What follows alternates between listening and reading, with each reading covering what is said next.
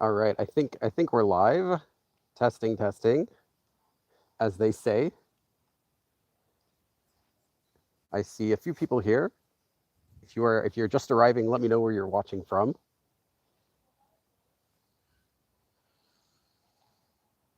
Nice. I think you might be able to see where we are. Does anyone recognize where we are? Hello, hello. Brian, 안녕하세요. Being the first person to use some Korean here. From UJ. Oh, UK. Okay, I was like the UJ, the United Kingdom. That'd be like that's a new country I've never heard of. Yes, Korea with kids. We are at Namsan. Namsan, as they used to call it, the Namsan Tower, or Namsan Tower, but then it got renamed to Seoul N Tower. Although I don't know how long it's been that. It's been that way for a very, very long time. I still instinctively though call it the Namsan Tower when I'm asking like directions or something. But yeah, officially it's Seoul N Tower.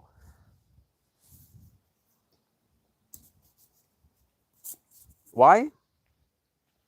It's like renaming the whatever. It's like renaming some famous place. I don't know why they did it. Was it like sponsored? Okay, just letting some people come in. Welcome, welcome. I've actually gone here a lot. I go here probably every time I come to Korea. Yeah, at least once, sometimes twice, but at least once I come here every single time I'm in Korea. And we'll just walk up the hill a bit. And the reason is, I'll show you in a bit. There's a reason why I always come to this place whenever I'm in Korea.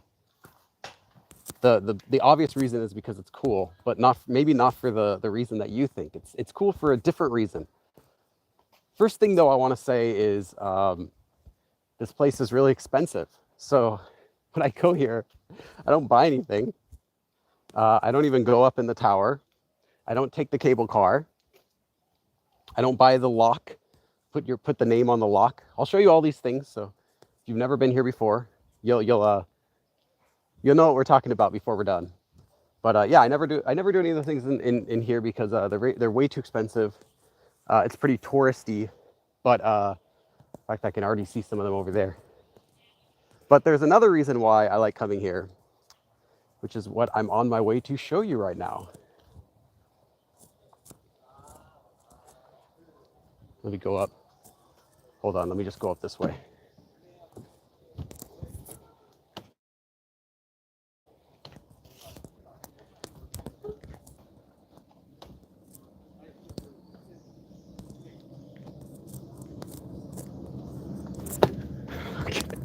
As I almost trip and fall on the stairs. Okay. Welcome. Samantha says 아주 아름다운 경치. Yes. Spoiler alert. Oh man. So okay, sorry about that. There's some spotty connection, I think.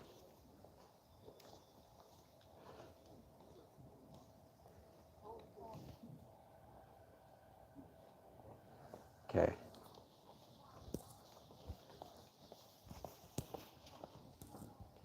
As I was saying, there's some spotty connection. So there's normally a bus to get up here. The bus goes all the way up to the top. So you can just take that up and down. It's really easy. But for some reason, I'm dumb. I always walk. It's like a pretty intense, invigorating 20-minute or so walk to get from the bottom up here. But it's not too bad. There are lots of stairs, lots of flies, mosquitoes, bugs, because it's kind of like a forest trail. But actually, there are two ways to get up here. That's one of the ways. There's another way that's only stairs on the other side, which is usually how I go out. If you like walking, you like hiking, it's nice. I don't particularly, but I do like exercise in general, like just not exercise. Yeah. Not exercise, but I do like walking. So for me, it's fun. Okay. All right. So if you're wondering why I'm out of breath, it's because before I started this, I was already hiking to get to the top of here. And I'll show you where we are.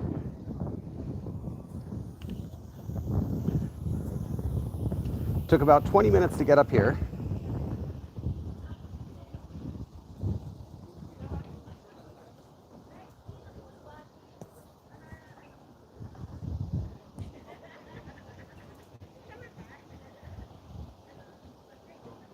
Ginia says, watching from Memphis, Tennessee. Awesome. So this is the view that you get when you come here. One of the views. You can actually see it from all four sides, but this is one. I'll show you the other one in just a second. Just take it in for a second. Take it all in. But yeah, from the ground level, so down there, you can't really see it's underneath the trees. From the ground level, there's a bus stop. It's actually on the other side here. But just pretend that it's over there for a second. From ground level up to here, it's about a 20-minute hike.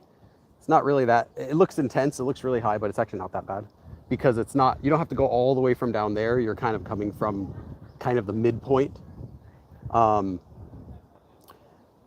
Lamb asks, 날씨는 어때요? The weather is, I would say, well,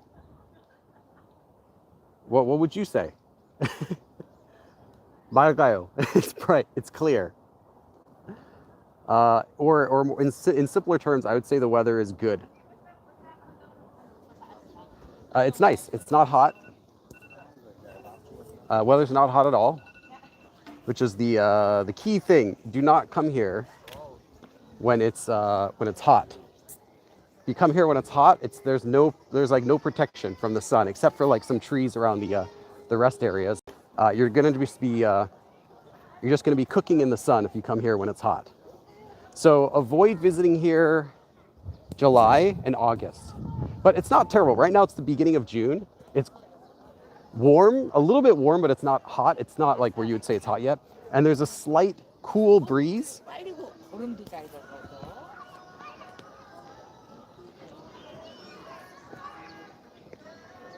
Moonwalker says you're not lost this time. No, we are not.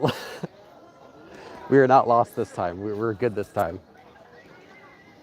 Okay, we have a comment from Ao9 says, 내 한국인들과 만나서 한국어를 진짜 말하고 싶은데 얘기할 때 초조해질 게 너무 무섭잖아. 오케이, 어떻게 할까요? 저로 가기 전에 듣기 연습이 필요하네요. Okay. Yeah, if you feel afraid to speak with Koreans, you need a lot more listening practice. Here, hold on. I'm like fighting with my camera stabilizer so that it actually shows me instead of gives you a view up my nose. Okay, so I'm gonna show you the very first thing that you can do here. And while I show you it, I'm actually gonna recommend you don't do it. I'm like the worst person for Korea's tourism board. This is why they don't contact me. Because I'm like, let me show you something that you can do here. Do not do this. Okay, hold on, let me find a spot. Okay, I'm gonna show you here. This goes on, I'm not gonna show you everything because there are lots of people around, I don't wanna get them all on the camera. But this goes on all around the entire place. Like no joke, hundreds of distances, very far. On this side, it goes around the other side. Everywhere there are these sorts of railings, and there are places where you can lock these little locks. Now, I'm not going to get too close because I don't want to, embarrass anyone who wrote some messages of love here.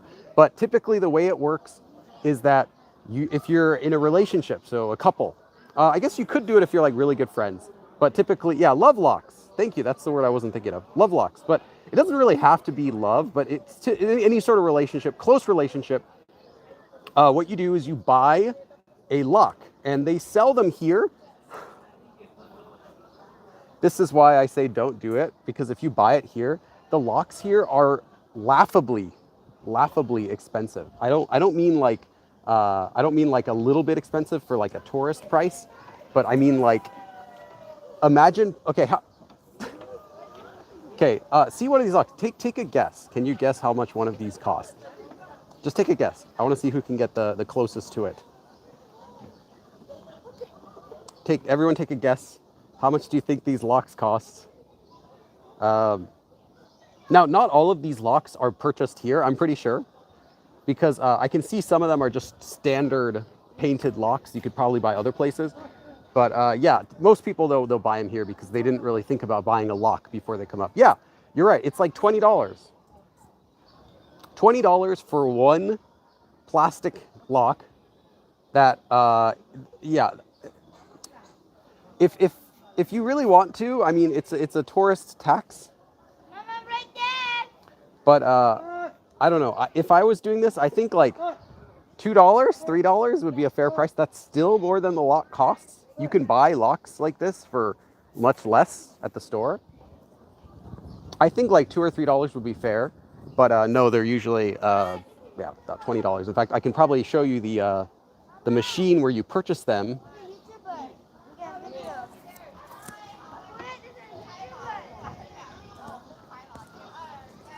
Some kids like, there's a YouTuber here. I'll be on video. I'm like, no, you won't, because I'm going over here. Not without your parents' permission, you won't be in my video. Okay, I'm getting to somewhere else here. Let me show you.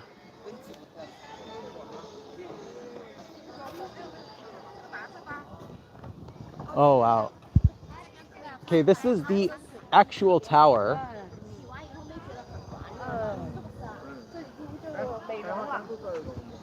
You might say, okay, someone said the money probably goes to maintaining the site. No, it just goes toward the business as a whole.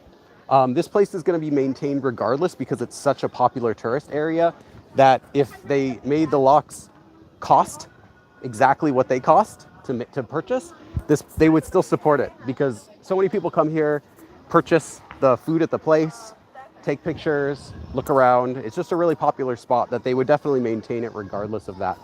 No, actually, a lot of the it's just for whatever businesses that's selling those locks. They also have a lot of hold on.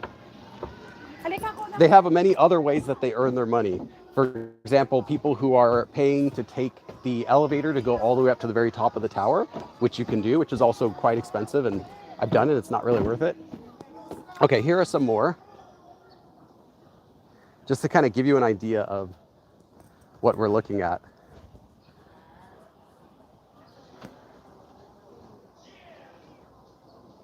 Okay, I'll go back to me here.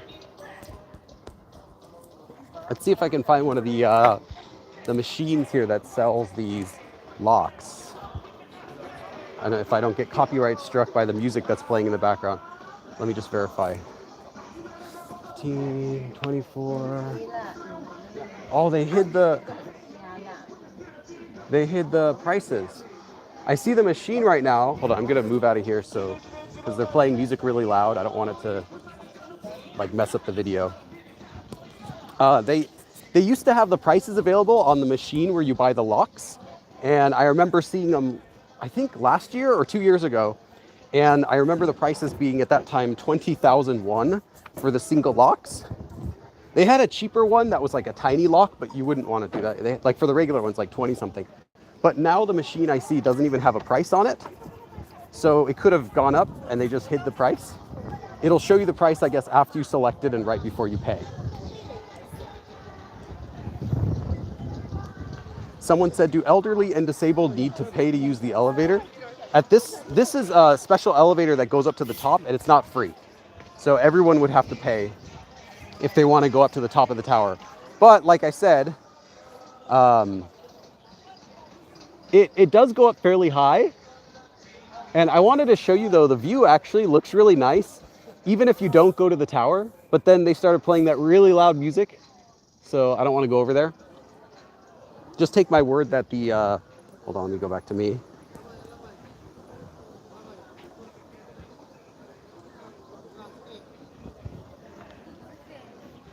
Just take my word that the view over on the other side is even a little better than the view is from here, which I'll show you again, because the view from the other side isn't obstructed by trees, but you do not have to pay anything Nothing. $0. 01. Oh, that's really loud. I don't even know where it's coming from. Okay. I'll show you again.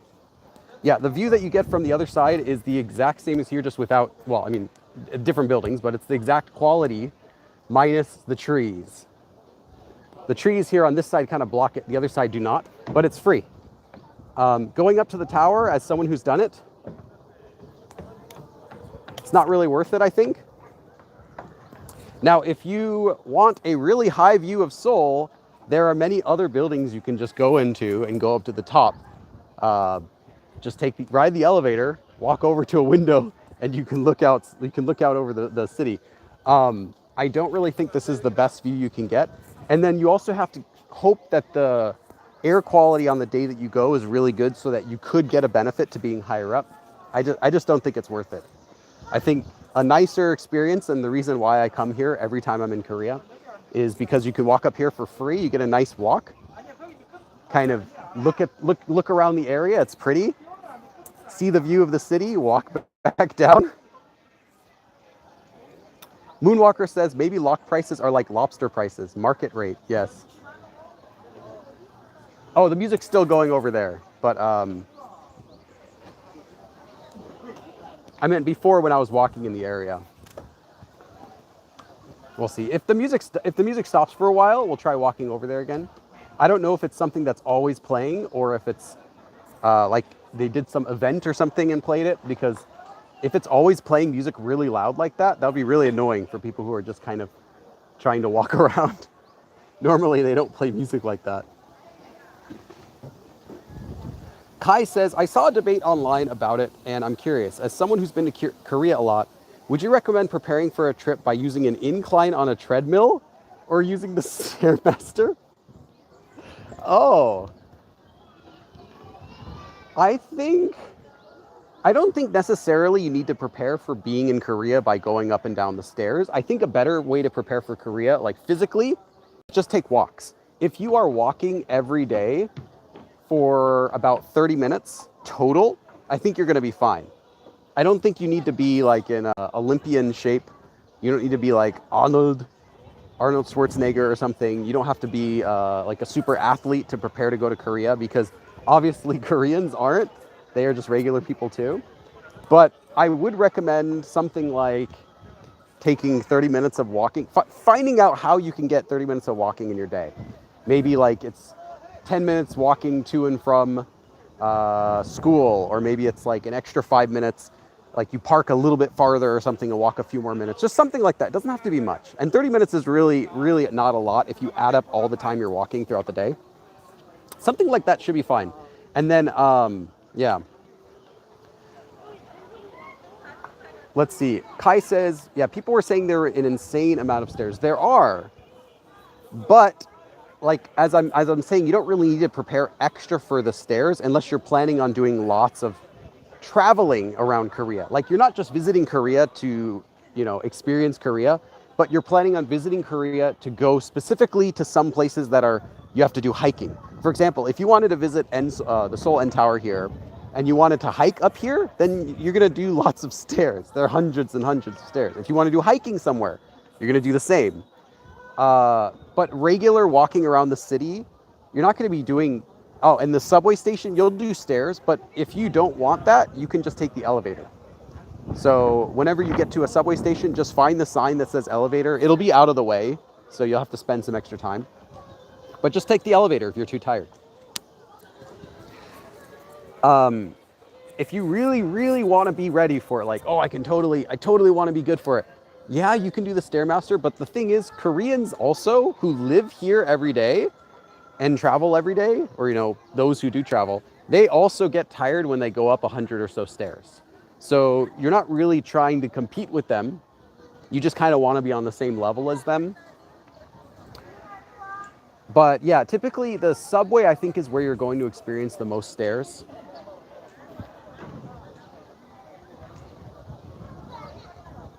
Gyeongniram, okay. Yeah, any of those places, any of like the historic sites, you're gonna get lots of steps. You're gonna get your steps in. So that's one of the fun things about being in Korea is that you can just do, you can eat whatever you want for within reason. If it's Korean food, you can eat as much as you want, whatever you want, and you're not going to gain weight. I guarantee it, because as long as you're doing something, because you're going to be walking around all day, you're going to be outside a lot. Even a day like yesterday, I just met some friends, and we traveled to a place called Gangwado, and it was nice. I was just there for the day, came back. We didn't go on like a hike. It wasn't anything big, but just the steps I got from going from my house to the station to the area, and then when we arrived, walking around a little bit, and then coming back and going back home was over 10,000. And we were not hiking. It wasn't like an excursion to go anywhere. I was not planning on walking at all. That's just the regular steps I got in to get to the station to meet my friends, and then we took a car there. I didn't walk there. So that's just an example. Like even if you stay at home, like you don't do anything the whole day, you just stay at home, but then you walk out of your house to go eat, you go to the store, you walk back home, and then you walk out again at dinner, come back, you're gonna get like 5,000 steps, easy. And that's on a day you're not doing anything. If you're out and about in Korea, easily you're gonna get over 8,000 steps a day without even trying. 10,000 if you're actually doing something. And I've had lots of days where I'll go, like if I visit Busan, like I take an actual trip somewhere where I get close to like 18,000 steps. And it wasn't even anything special. It was just visiting someone, walking around, traveling the next place, walking around like that. Yeah, easy.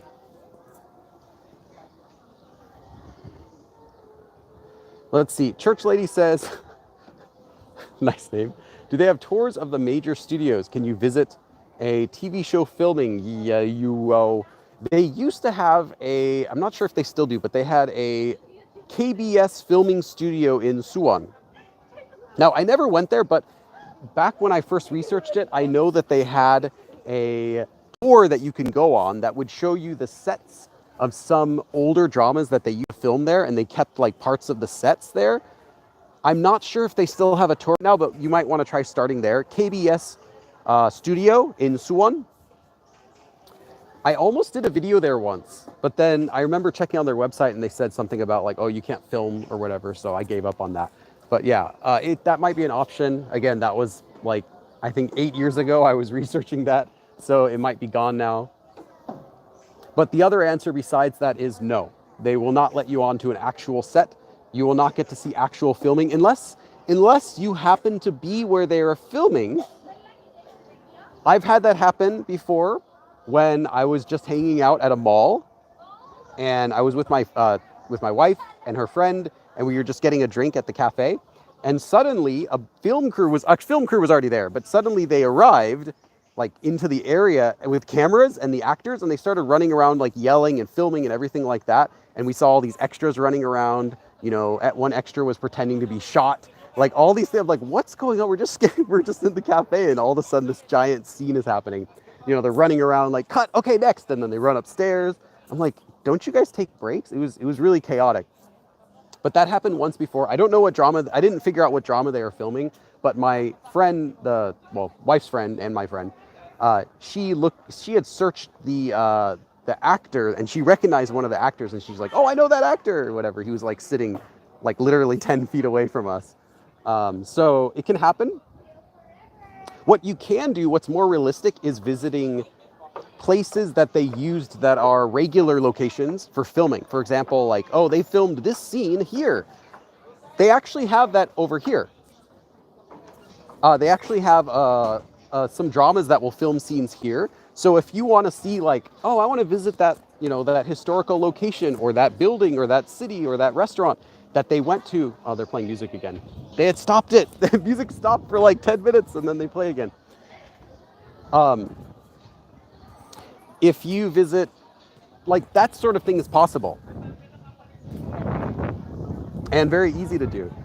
You can just search like filming locations and the city, and you'll easily find like lots of locations that they did filming at.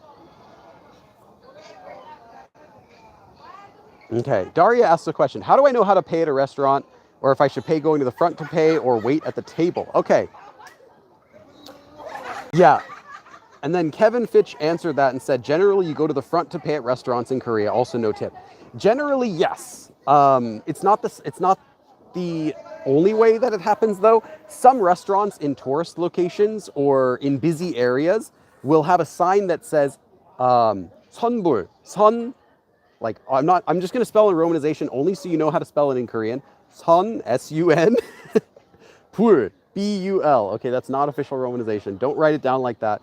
But 선불 literally means, 선 means before, like in advance, and 불 is payment, not fire. So 선불 means that you pay in advance. So those places, the majority of restaurants that say 선불 are not good. That's just a fact, because you pay before you even get your food. They have like there's no expectation that they're going to make your food good. I've just found a lot of places that are 선불 tend to not be as good. There are some that actually are, though. There are some places where I've had where they're just so busy, they always do 선불, but they're actually legitimately okay. But just look out for that. They'll have a sign that says 선불. Otherwise, you pay at the end after you eat. When you order food at a restaurant, not always, but sometimes, and maybe a lot of the times, they'll give you a little receipt, like, you know, the check. They'll give that to you right after you order. So you don't have to like call the waiter over and get your check or anything like that. They give you the check right after you order, and it says exactly what you ordered and exactly how much you have to pay. If it's a restaurant, if it's at a restaurant where you just order and you eat and then you leave.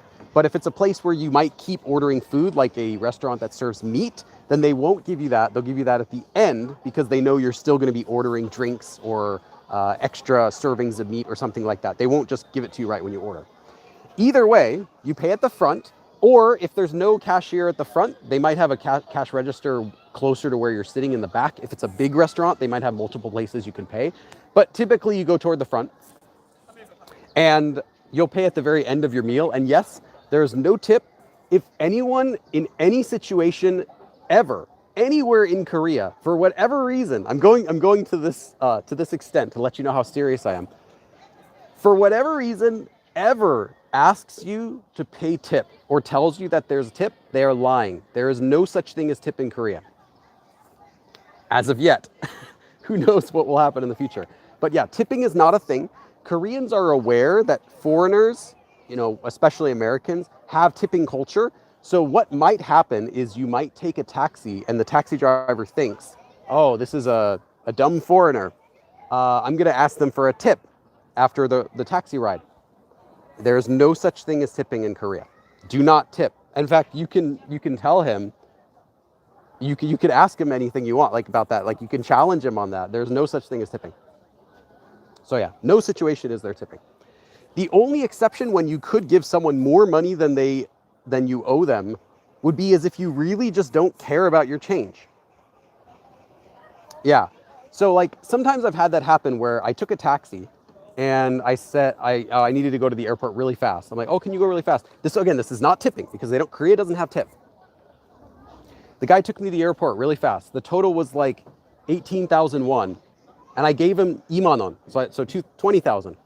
And I'm like, I just said, I don't need change. That was it. I didn't say, here's a tip. Because again, there is no such thing as tip. I just said, I don't need the change. And it wasn't so much to reward him for going fast, although it kind of half was for me. It was really just to say, I need to go right now. Don't bother give me change. Just keep it. Have a nice day. That's it. And then of course they'll think, free money, cool. I mean, they're not gonna decline your tip or anything like that because who doesn't want free money? But there was no expectation for anything like that. Other times I've had where I owe someone money and I give them like an extra, I just round it up to the next dollar and I say I don't want the coins. I had that happen at a tteokbokki restaurant where the lady said the total was like 8,700 and I handed her 9,000. So normally she would give me 300 change. And I told her just straight up, I'm like, don't give me the coins. I can't use coins. I don't like coins. And she's laughing. She's like, okay, whatever. But that's not considered, like, they're not going to accept it as, oh, that was a tip. That was so nice. They're just going to think, haha, that's funny. All right, well, it's only 301. Who cares? You know, it's not, there's no sort of tipping culture. So yeah, I've been talking about this for a lot. I just want to make sure it's really clear that you do not tip, or if someone asks you to tip, just know that that's a scam. Please do not bring tipping culture to Korea from America. The way that Korean tipping culture could start is if lots of foreigners were to start tipping, and then it could start. It's possible. Then there would grow an expectation that, oh, foreigners might tip. Oh, I should ask for tips. I should have a tip jar. Nope, nothing like that. So just so you know, there's no tip jar. In fact, if you see a tip jar, it's really unusual. I think one time I have seen a tip jar, but it's really, really unusual. Okay, now I'm going to go back to the comments for a second. Thank you for listening to my rant. Fire Eat says, my fiance, who's from Seoul, and I are getting married on the 11th in the US. Oh, congratulations. And I'm meeting my future mother-in-law for the first time in a week. Gosh. Do you have any advice on the do's and don'ts for meeting her for the first time? Yeah, let me be honest. So it's a bit of my personal life. So when I got married to my wife, and at the time I had met her mother, so my mother-in-law. I had already met her, but I had not met her dad. So I met her dad for the first time just days before the wedding, believe it or not. Yeah, and I was so nervous. I had talked with him though before, to be fair. I had talked with him before, I think on Skype, a couple of times. But I didn't get the impression that like, oh, we're chill. It was just kind of like, oh, nice to meet you, you know. Yeah, I'm stealing your daughter. You know, it was just like, hi, how are you doing? Really basic questions, you know, like, oh, well, what, do you speak English? Ha ha ha. And he's like, no. And dang, this is a long time ago. Fortunately, though, it went well. And after we finally got to meet, he was really kind, and we hit it off, and we're like actually really close, like right away, which was great. Unfortunately, he's passed away, which is really sad. But yeah, he and I got along really well. So the advice I would give to you in that situation is just know that just be your best self, be polite, and pray that they will accept you. Because I did get along really well with him. But typically the stereotype for Korean mother-in-law is what you see in Korean dramas. So if you watch Korean dramas, you might instantly know what I'm talking about. And maybe it's the same thing in every culture, but so you're a male and you're marrying a female in Korea, and her mother-in-law is Korean. So depending on her age, I'm guessing that she's fairly old. I'm not in a bad way, but let's say 60, 70. Okay. I'm sorry if you're 60, 70 watching. I don't know what's the politically correct way to refer to someone who's 60 or 70. Advanced years, if that sounds better. That sounds worse to me. So the older generations had more of a negative opinion about people marrying their kids marrying someone who's not from Korea. And no matter what you do, you might be seen as lesser of a choice. Like that's not the best choice for her daughter. So there could be like a negative opinion of you even before you've met, even before you started talking. So just keep that in mind, that you're going into this with bad odds. Ib Rebecca. There we go. Ib Rebecca has a great way to refer to people who are 60s and 70s. People with high XP. Yeah. High, you know, they're level 60, level 70. They have a lot more experience. Yeah, so just do your best. But what I wanted to add to that was just don't feel bad if it doesn't go the way that you want. Now, this isn't only speaking from experience, so don't worry. Me and my mother-in-law get along okay.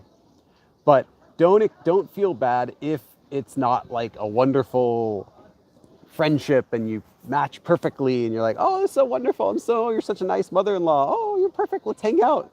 You know, you might never hang out with them. They might not like you, but just know that that's not on you. You can still be a good person, even though not everyone is accepting of you. Yeah, that's what I'll say. But good luck with it. That's awesome.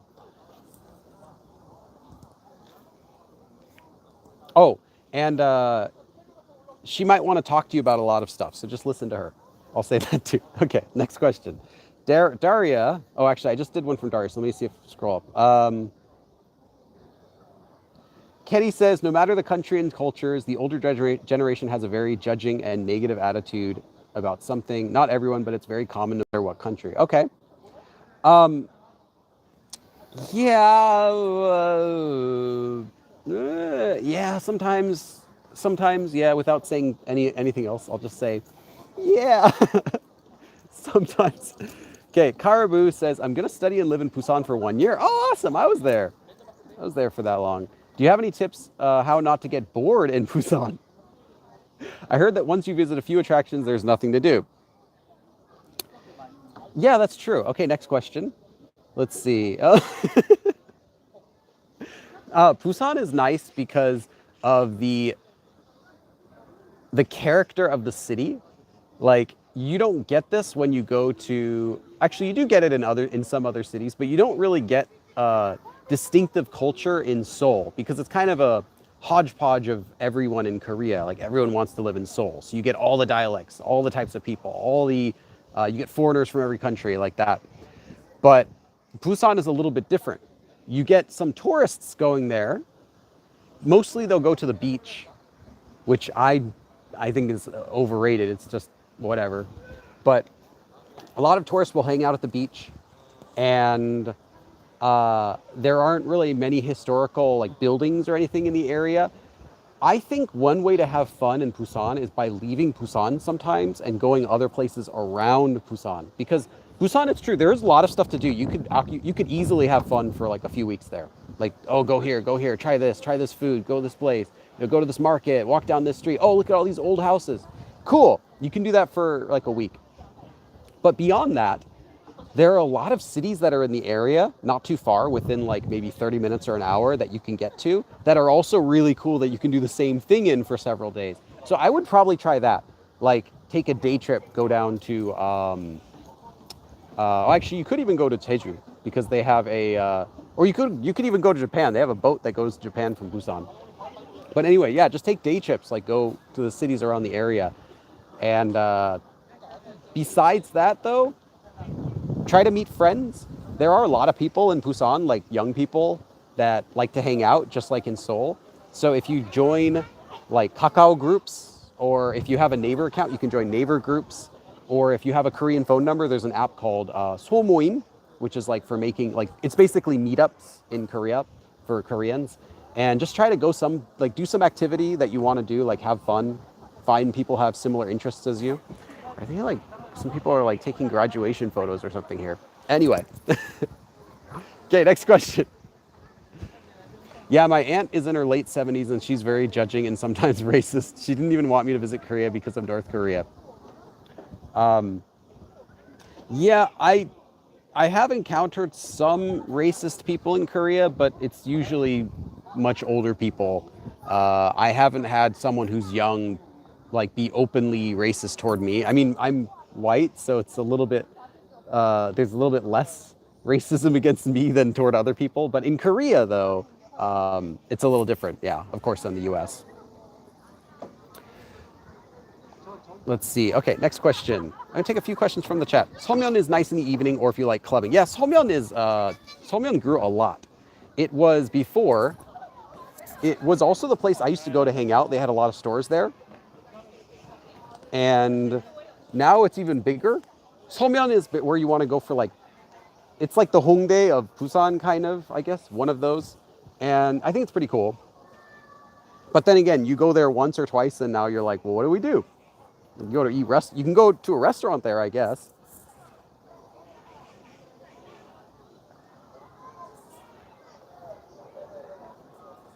Church Lady says, the show 2 days, 1 night, 1박 2일 is a great resource for fun and historical sites to visit.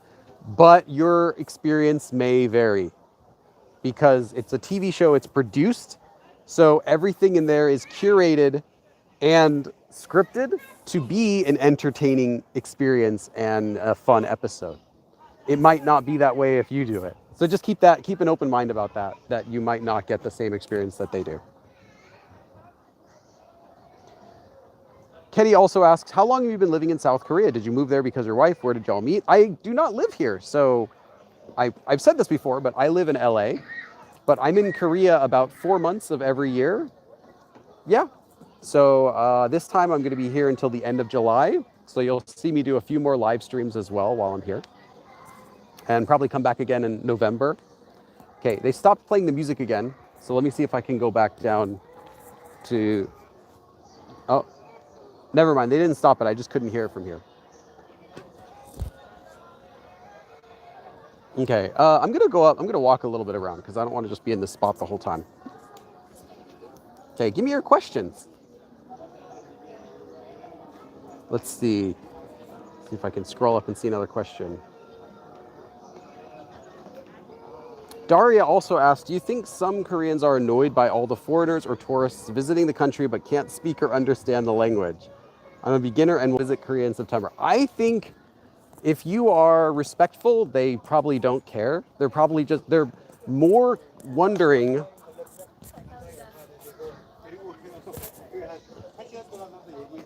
More than that, they're just probably wondering, what are you doing here? Like in a curious way, like, why are you in Korea? What do you like about it? What do you dislike about it? They're just kind of curious about that. I'd say more than anything. I don't think it's that they're annoyed that there are people visiting their country, because if you go to Disneyland, does it annoy you if you hear someone speaking in another language, like taking pictures and buying food? Like, you don't really care, really. Unless someone's like really disrespectful, like jumping around, like screaming or something like that, they're not really going to care. What could bother some people is if you only speak in English to them and don't try to make an effort to communicate. You just, hey, I need to go, can I get this thing, or whatever, and then they don't have time to really try to listen to understand. You know, they can all understand and speak some English, but they'll do it at varying levels. So if their English isn't very good, but you come up and you just start speaking English normally, then they might have a hard time trying to, catch up, and then it could be frustrating for them. They might think, well, why don't you just speak Korean? Like, my English isn't that good. This is hard. Besides that, no, they don't dislike us.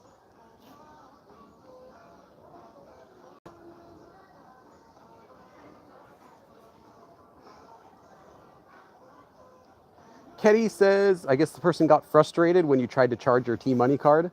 If you know what she said, or kind of what she said, I could tell you what she said, but maybe she was asking a question.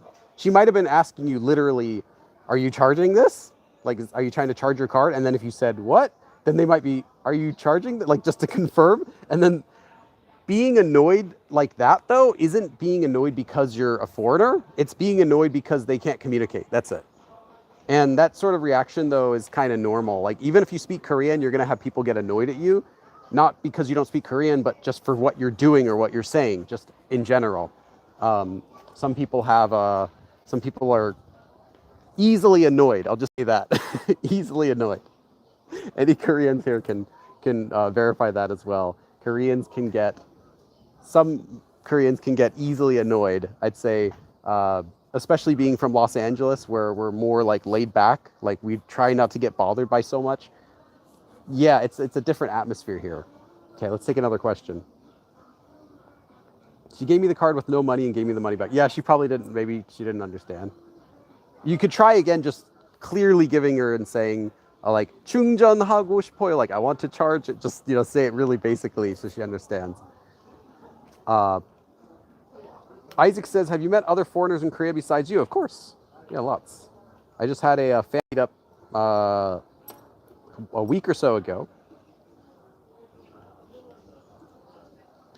Let's see. If you were to introduce yourself in Korean as a foreigner, would you ever really use your last name the way that Koreans do theirs? No, you would just use your first name, because Koreans, like I said, every Korean nowadays, with exception of people who are like over 80, and even not then very few, every Korean, because of the English education, they all know English. They just might not speak it well, but they all kind of know it. They can all kind of understand it to an extent, especially if it's spoken slowly and clearly. So they also know that in foreign cultures, especially in American culture and Western cultures, that we have first names and last names, and they go in a different order, and that we introduce ourselves with our first name. We don't say the name's Bond, James Bond. Like, we don't go walking around saying that to people. We just say, "Sup, I'm James," like that. If your name's James. Actually, if your name's James, then totally should be like Bond, James Bond. But yeah. They know that, so they're only expecting a first name. Can sit down here with the wall. Ariel asks, how do you find places to stay while visiting? Is it like how we use Vrbo? Airbnb? But if you have enough money, a hotel is going to be nicer than any Airbnb, but you're going to be paying a lot for it. So my Airbnb, I think, is something around like $20 per night, $25 a night-ish. But I'm staying here for quite a long time. So it only comes out to like $1,000 for a month, which, I mean, it's not cheap, but it's relatively cheap. Now, that's way more than any Korean would pay for their rent if they're living by themselves. But because I'm not living here, I'm not on like a year contract, it's only 1 month, I pay more. So Airbnb has the potential to give you some place that's like, even one time I came here, I stayed in a room that was like $14 a night. The only reason I wouldn't do it again is because it was tiny. It was too small to even organize my stuff. Like, when I was packing, I had to put my suitcase on my bed because I had no space to do it on the floor when I was packing to leave. It's like playing Tetris every time I wanted to move a box around or something. But other than that, they do exist. If you only have like one suitcase, then you can get these really cheap places in Seoul, and or you could pay up to like $50, $60 a night and get a really nice Airbnb. But if you really want to have comfort, just do a hotel, because hotels, they'll replace your towels every day. They'll have a nice, like, a lobby you can enter at any time.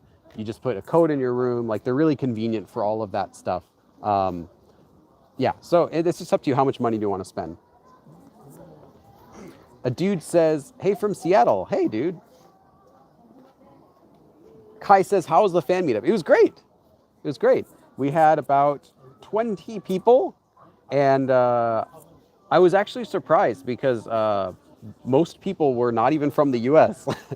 We had a couple guys from France, people from Germany, Argentina. Okay, don't be offended if I forget what country you're for. One guy that was from Texas, another one from, where was that other guy from? A few from Australia, 3 from Australia. And then another guy who what was he from? Somewhere in Europe. I can't remember, not Scotland or Ireland, UK? Anyway, yeah, it was fun. And we filmed a video there, although the video, unfortunately, I don't know if I'll be able to upload it. I didn't get enough content for it. But either way, yeah, it was a great fan meetup. We ended up hanging out for like almost 3 hours when I was only expecting to do the fan meetup for like an hour and a half. Isaac says, I'm learning English and Korean at the same time, and I really think your course is really, really good. It makes it look an easier language, LOL. Thanks, that's a nice comment. I'm glad you're using it and getting something out of it. BAHY says, I've stayed in one of those tiny rooms before. Yeah, it was really small. But besides that, it was comfortable. It had that's right, the shower. Okay, so the other thing that you'll have to keep in mind is that the smaller and cheaper rooms, the downside is often not just the size, but also the bathroom. So the bathroom, you're showering directly standing next to the toilet is a really common thing in small bathrooms. It's pretty much like a closet. Like, imagine a walk-in closet in the US, like a small walk-in closet. Now imagine that you gut out the entire thing and make it into a bathroom. You put your sink, you put your toilet, you put your hot water heater, everything and your shower, a shower drain. So then try to imagine in your head, where would everything go? That's a lot of the bathrooms. So the problem is, a lot of them, you'll when you shower, if you just turn on the shower and put it on the wall, it's going to spray all over the door. It's going to go out underneath the door and get the floor wet and everything. So you have to like put up a curtain so it doesn't get the floor wet. It's just kind of an ordeal. It's not like a comfortable shower booth. And the more expensive apartments will usually have an actual shower booth. So that's another thing to kind of keep in mind when you're looking for apartments is look at photos of the actual bathroom, not like a bathroom, but the actual bathroom you're going to get. And sometimes if you look closely, you're like, wait a minute, there's nowhere to shower, like literally nowhere to shower. Or if you shower, you have to squat down because if you stand up and shower, it'll like spray out the door or something like that. So yeah, I think the reason is because a lot of those older apartments were built in like the 80s and early 90s, but mainly like 80s, 70s, 60s, back when Korea used to have a big culture of public bathing together. So not all together, but they would have a male bathhouse and a female bathhouse, and you would just go there and take your daily or whatever, however often you wanted to take a shower, and you would just take a bath there, and everyone else in the city would also take baths there. And that was where you go to take baths because they had really nice facilities. Like you would go and they'd have like hot tubs, they'd have like a sauna, you could shower, and then they'd have snacks there and everything. And these 목욕탕 or 찜질방 were everywhere in Korea. Nowadays they're very sparse. It's hard to see. They still have them here and there. They're just not as popular as they used to be. So that was the way to go take a shower. And then at your house, the only thing you would do is you could wash your face. You could kind of wash up a little bit, but it wasn't really designed to turn on, take a nice hot shower for like 20 minutes and get all nice and clean. That really wasn't the purpose. That was more of an added later. So then they have these really tiny bathrooms that now people are taking showers at their house. So they're like, well, let's just put a shower in here because it's already the bathroom. But originally that would have just been the bathroom, and the shower would have been you go to a bathhouse to take a shower. And that culture actually hasn't even been that long since it changed. I want to say that culture changed in the mid 90s. Yeah, about the mid 90s when Koreans started to take showers. I'm totally guessing because it could have been early 90s or late 90s. Somewhere then where Koreans decided, hey, let's just take showers at our house.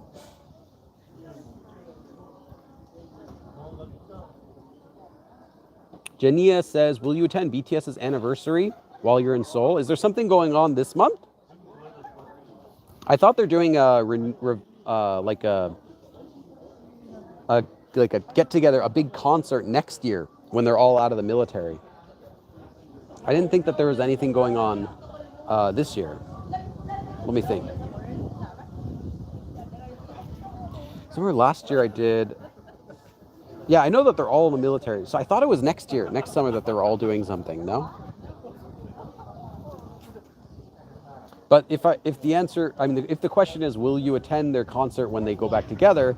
The answer is, even if I wanted to, I couldn't, because there are going to be way too many people trying to get tickets to that. Festa? What is Festa? I hadn't heard of it.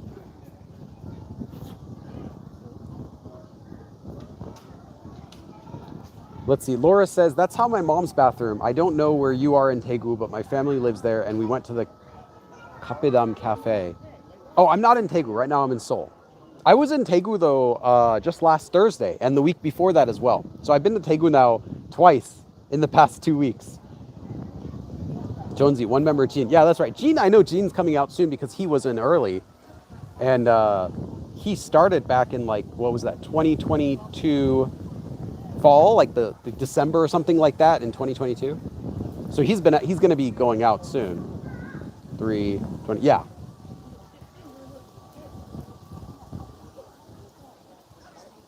BTS anniversary. Oh, okay. I wasn't aware. When I did my videos talking about how they speak, like their dialects and everything like that, I didn't get into the performance side of what they do, so I didn't watch their performances. So I wasn't aware of what the events are for that. I only knew I could tell you how they talk, how they sound when they talk, but I couldn't tell you the meaning of this song or anything. Gene will be discharged on the 12th. So then I guess, is Gene going to do something for that BTS event? Just him? Tina's out next week on the 12th. I guess they'll do something. Laura says, I wasn't told that's how the shower worked. Every time I went in the bathroom after they showered, I wonder why the floor was always wet. Yes. Yes, that's the reason why. Though, I will say there's a benefit to that style of bathroom, and that is you just wash off everything in the shower in the bathroom. And the bathroom typically stays pretty clean. I mean, when you take a shower, like the toilet gets cleaned. I mean, not really. You still have, if you have like, you still have to scrub off any stains or anything like that and clean it. But for the most part, the bathroom's like fairly clean because it's always getting sprayed down with water all the time.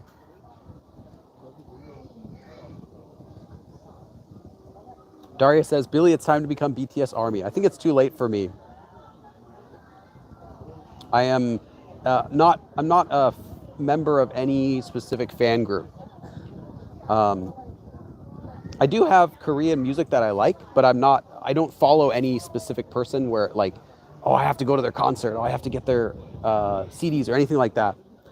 There's one person who I do listen to and I have all their CDs, but I wouldn't really care about an autograph from them. So yeah, I'm not really a fan of any group currently, but that might change.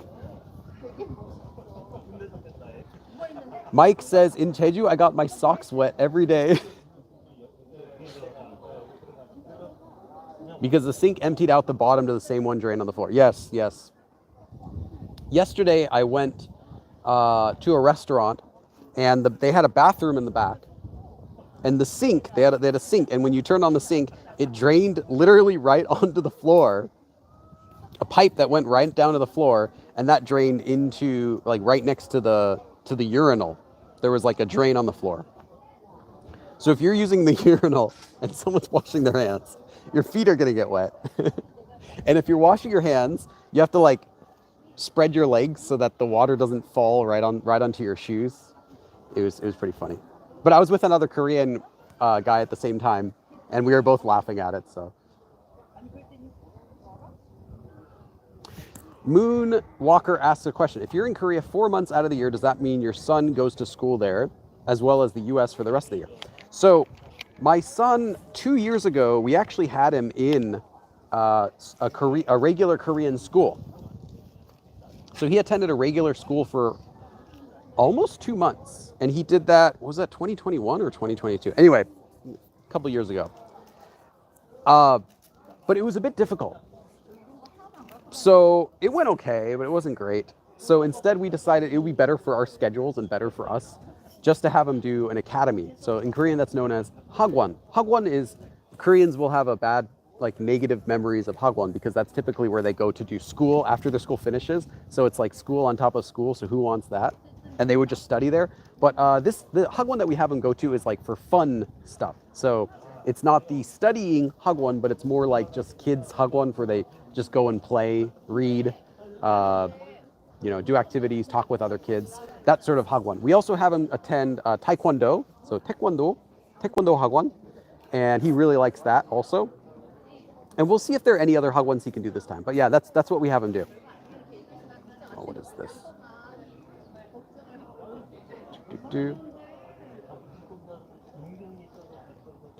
Tyson says, what kind of music do you like? I listen to, for Korean music, I listen to a lot of different kind of music, but for Korean music, specifically, I listen to hip-hop. I like Korean hip-hop. Now, I don't listen to hip-hop in the US. I don't listen to English hip-hop. Not that I dislike it, I just don't really listen. But in Korean, I like Korean hip-hop. I think it's like, it's a cool genre for me. It matches what I like. And then I listen to a lot of other music besides that, but just not Korean music. T. Tusha asks, is the no flushing toilet paper still a thing in most places? No, that used to be a thing in most places back a couple decades ago, but they changed it.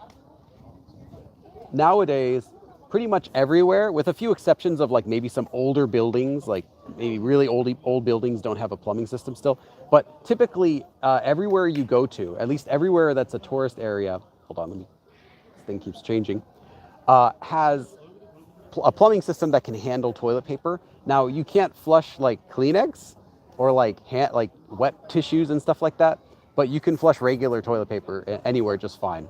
Yeah, it used to be though where you couldn't flush your toilet paper. There would be, I know this is kind of gross if you're eating, I apologize, but there would be a small trash can next to the toilet, and that's where you would throw everything in. And the reason was just the pipes were old and the pipes were small and they would get clogged really easily. So the places would say, please do not flush toilet paper. But yeah, those days are gone. And the only place that you'll see that kind of thing now is like in a really older building, not in a major area.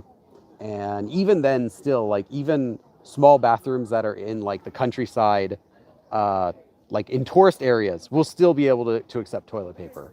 So yeah, that's not a problem anymore. Himuli says, have you ever listened to Stray Kids? Yeah, I did a video series about the Stray Kids members, Felix and Pangtan. And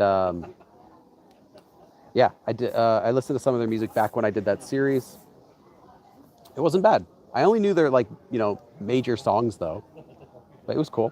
I like the music. I just don't listen to it in my free time. Same goes with BTS or any Korean group. I like a lot of the music. It's not what I choose to listen to.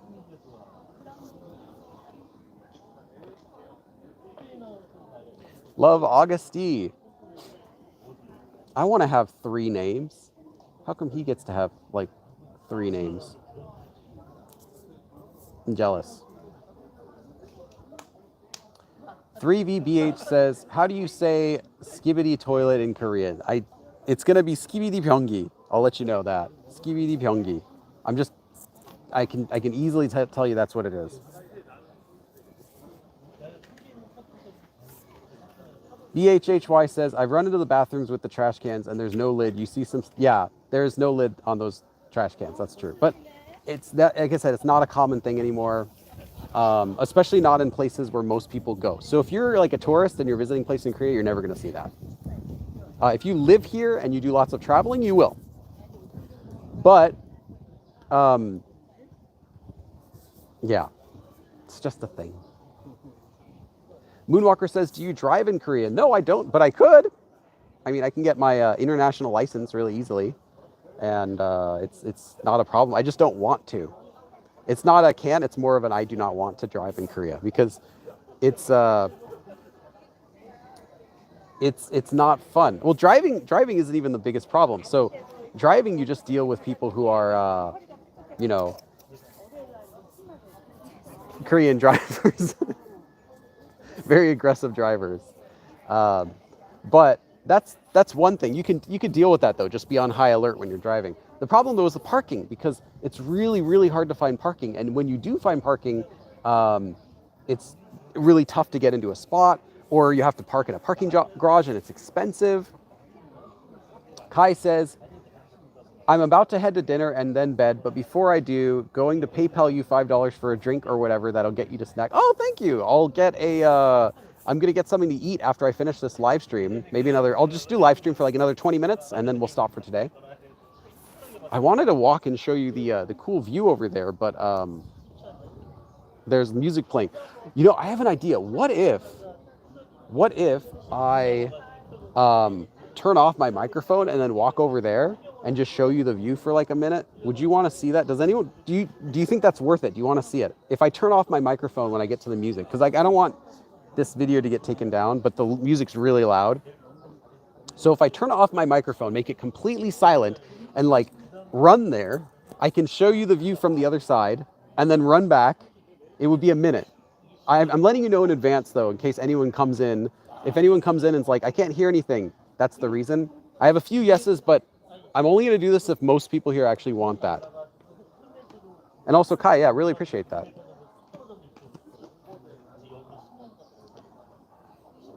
So you got a bunch of yeses.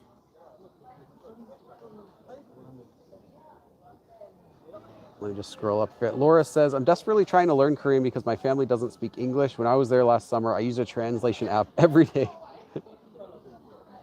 And yeah, about parking is just really annoying. When I'm with other Koreans, they can find parking spaces, but it's like a lot of times it's places I wouldn't even think of parking because I would be like, is it okay to park here? What if I get towed? Anyway, okay, we got one person that said no. Okay, it's so if one person's no, we're still majority yes, so it's okay. But I do want your opinions if you want to see it. Okay, so I'm gonna go over there really quick. As soon as the music gets loud, I'm going to shut off my microphone completely. So you're gonna hear nothing as soon as the music starts getting loud. And I'm gonna rush up there and I'm gonna show you the view from the other side.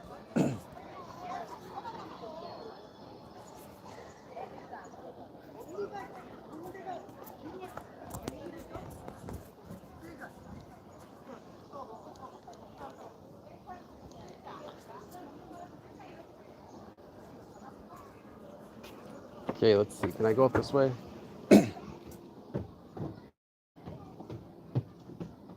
Moonwalker says, I see lots of people park on the sidewalk in Korean videos. Yeah, it's really common. Like if you're going to a restaurant, it's common that people will park right in front of that restaurant, and that means like literally on the sidewalk. Oh. Okay, right now they're not playing music. Oh, this is great. They're not playing music right now. Okay. It's quiet, so I don't think I even have to mute the microphone until they turn up the volume. See, this is what it's normally supposed to be like, where that you can, it's like music playing, but it's soft, not like super loud. Okay, I'm gonna show you here.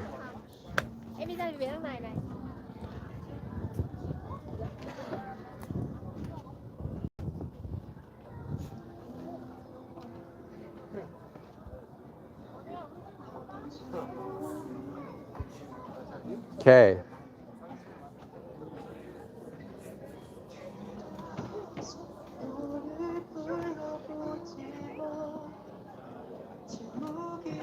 Okay, I'll show you the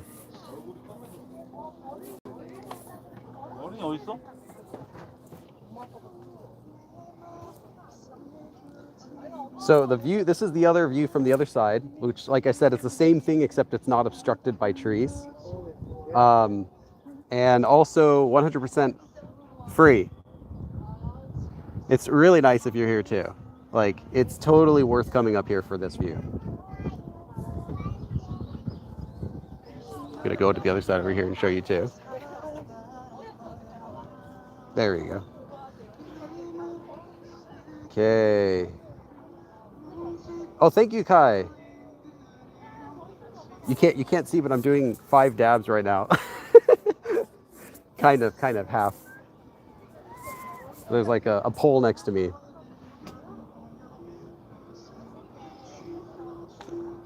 Yeah.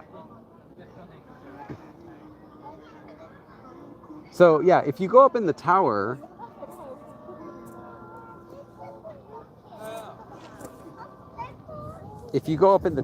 you do get a slightly higher view than that. But is it worth $30 to get a slightly higher view from the tower up there? I actually don't really know what it costs. I think it's probably something like that, $30 or so. It's just my guess. Then I don't really think that's worth it. Okay, hold on. Are these the prices on here? Let's see. Okay, yeah, I just checked the price, and I can see there's still about $20. So okay, about 20,000 won for the different items, and that's the really small item. Let's see if you get this one here. Oh, 30. Let's see, 33. How much is that? 18. Okay. Yeah, about 20 bucks. What about this one? Oops. 45, 14. Oh, okay. They do have a cheaper option. They have a single one, which is 15,000. Like it's a small one, just one single lock with a tiny pen. That one's 15,000. So that's not terrible. Still though, for a lock that would cost less than 1,001 from Daiso, it's still expensive. But I mean, yeah, what are you gonna do? If you come here and you want to do it. But if you know you're gonna come here in advance, you can buy just a lock. I don't know if they'll remove it if they see it, but you can just buy a lock from anywhere. Okay. I think, let me walk down. So there's another way. There's a way that we can go down from here. And this is what I recommend if you are visiting here and you want to walk. There's a secret path to get back down. It involves lots of hiking, but it's really cool if you don't mind hiking. And I have to hike down anyway, so.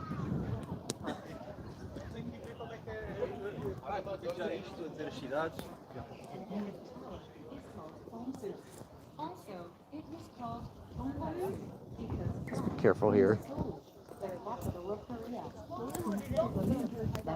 Oh, they're doing some show here. Hold on. Let me show you this.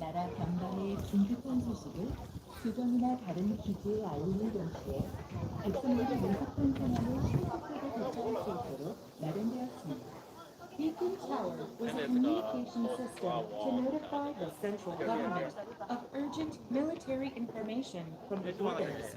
동수는 촛불과 연기를 뜻하는 말로 흔히 봉화라고도 불렀는데 과거 동수대에서는 낮에는 연기를 올렸고 밤에는 횃불을 올렸습니다. 또한 동수대에서 연기를 피울 때 이리똥을 태웠기 때문에 난화 또는 나눈다고도 했습니다. Gongsu means torchlight and smoke. Usually, it was called honghwa.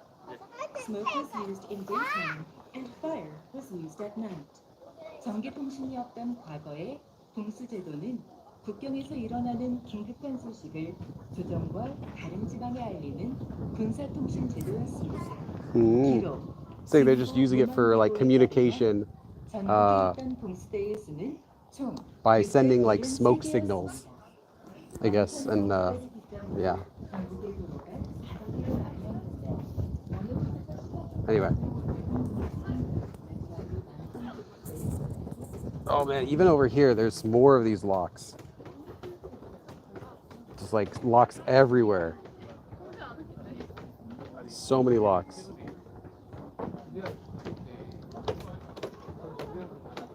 Hold on. There we go. Okay.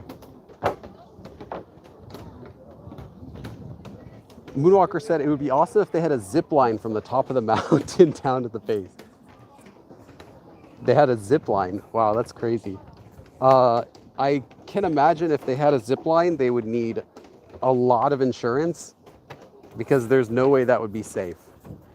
Absolutely no way. Let's see here. 3VBH asks, "Oh, if you want me to read it, you have to donate.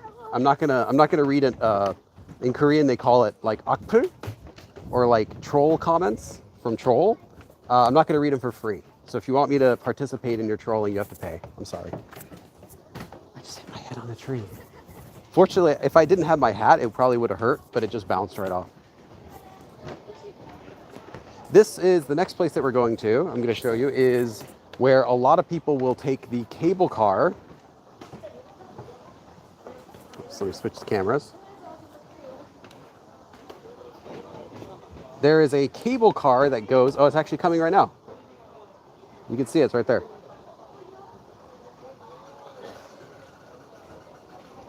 There is a cable car that goes from the top here all the way down to the bottom. But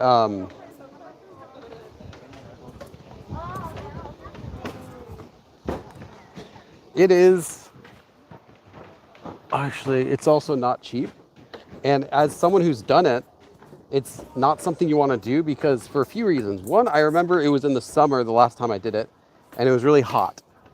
Inside of the cable car, they had like a pathetic excuse for an air conditioner. It wasn't cool at all.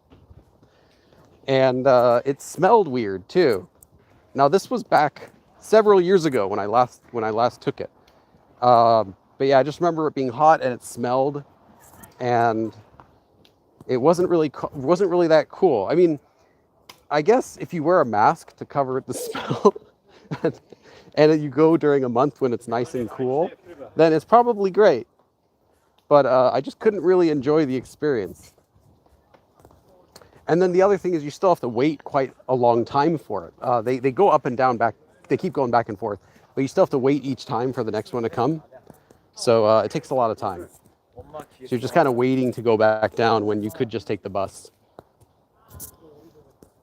Okay.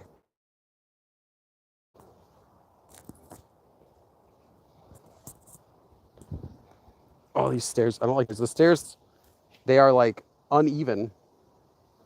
All the stairs are like different. Like here there's no step. It's just flat. But they have this mark as if there was a step here. So it's really confusing. And then up here, show you right here, they have 2 steps. So if you're just like, if you think there's going to be a pattern, and you see this, you're like, oh, it's probably just the same thing again. You're going to fall off of here.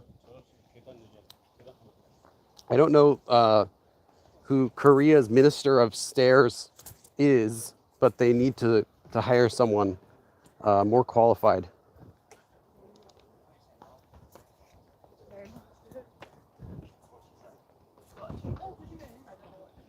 I just heard someone trip, and then, well, almost trip, and then they're like, "Be careful." Yeah, I mean, it's not just us tourists, but Koreans as well, constantly tripping on stairs because they're poorly designed.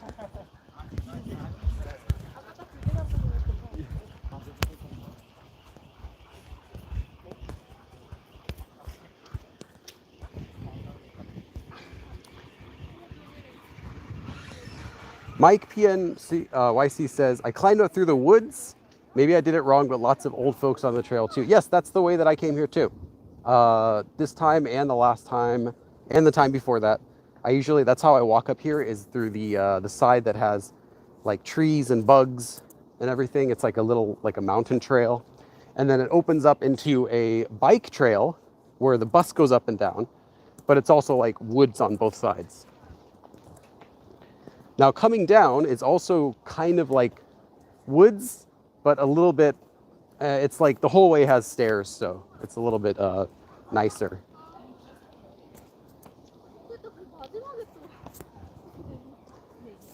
Laura says, have you been to Sad Ryok? Sad Ryok? Spelling, I'm not sure. I'm not sure where that is. You said, there's an amazing view. No, I haven't been there. I haven't done too much hiking here. I've done a little bit of hiking with one of my friends who likes it, but that friend now is going on to like legitimate mountains, and I'm not that good, so they just go alone. They just go with their friends now. But I haven't done too much hiking. Okay, let's see. For anyone just tuning in, we are at, as they used to call it, Namsan Tower, but now called Seoul N Tower. Mina says, are you able to use Kakao app to hail a ride with a US phone number? So yes, it's called Kakao T or Kakao Taxi. And it is an app that is connected to your Kakao account. And you do not need a Korean cell phone or a Korean credit card to use it, despite popular belief. It works perfectly fine with a regular credit card, but the way you use it is not, it actually doesn't work with a foreign credit card, but it does. The way you use it is you do not put your credit card information in the app, because it will only accept a Korean credit card for prepaying or for paying through the app. If you pay through the app and you have a Korean credit card, they give you discounts, which is nice, like small discounts for each ride. But if you don't, then what you do is, all you do in the app is select that you're going to pay upon arrival directly to the driver. And then it doesn't require you to register anything in the app. So you can just use whatever credit card you want, in which case they'll accept your foreign card or whatever.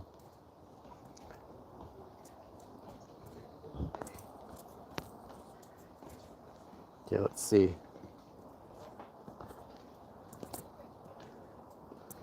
Someone's asking about property prices. That completely depends on where you are, but a lot of the system, the way it works here, is different. So it's kind of like comparing apples to oranges. In the US, when you think of a property price, you think about buying the property. Here, it's not that way. Here, they rent the property.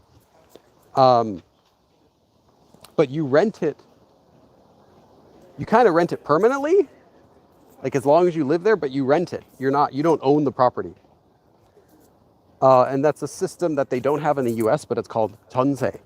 And that's basically you prepay before you move in, you pay a lump sum of money, and that lump sum would be hundreds of thousands of dollars. Like let's just say $300,000. Basically what you would pay to buy a small house in the US or like buy an apartment or something. And you pay that up front. But in return, you just live in the apartment, and then when you move, you get that money back. So the way that the landlord makes money is by taking that money that you paid and investing it to, like, you know, putting it in the markets or whatever, to increase the money. That way, when they return the original amount to you, they've still made profit on it. But that's a really common system. Another option is simply just paying 월세, which is just regular monthly rent. A lot of places, regular small apartments don't do 전세, they just do 월세, like month to month. 전세 would be typically for when you want an actual apartment. But if you want to ask how much does it cost to buy,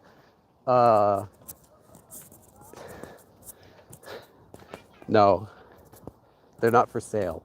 If you want to buy a house, you can build a house, or you can you can go into the countryside and buy like an actual house, where they still have some, like, you know, single family homes kind of like that. And I actually know someone, one of my friends who he's building his own house in Korea. But that's not the norm. That's very rare, because just because of how expensive that would be. But yeah, it's quite different from the US. So if you're just renting here, it's really cheap compared to the US. But if you're trying to buy, it's pretty much impossible. It would be much more expensive that way. Oh, I'm just going down some steep stairs here. Oh wow, these are steep. Oh my goodness. I need to look down so that I can.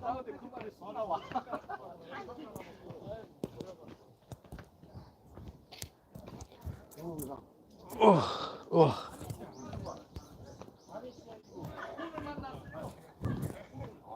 Oh. Okay, let me check the chat for a second. Alita says, I'm a simple man. I see Billy live. I click. Camellia says, is Namsan Tower not called Namsan Tower anymore? They still call it that, but it's officially not that anymore. Now it's officially Seoul N Tower. I'm not exactly sure when that changed, but it's been that way for quite a long time.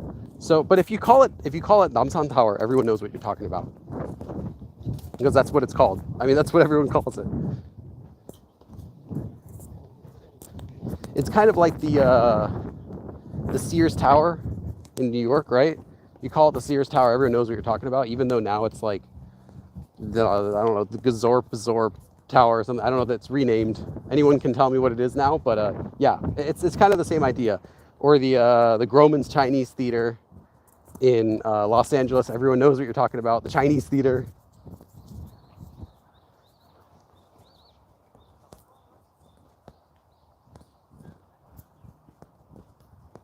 Spy says, how far do you have to walk up and down to the tower? Well, it's about a 20-minute walk up, so about a 20-minute walk back down.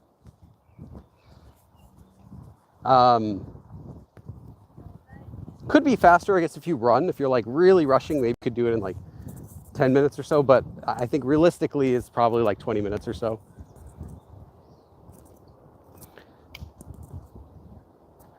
It's like how no one calls Twitter X. Yeah. That's right. Yeah, everyone just calls it Twitter. I'm sorry. It's always Twitter. That's, yeah, kind of like that.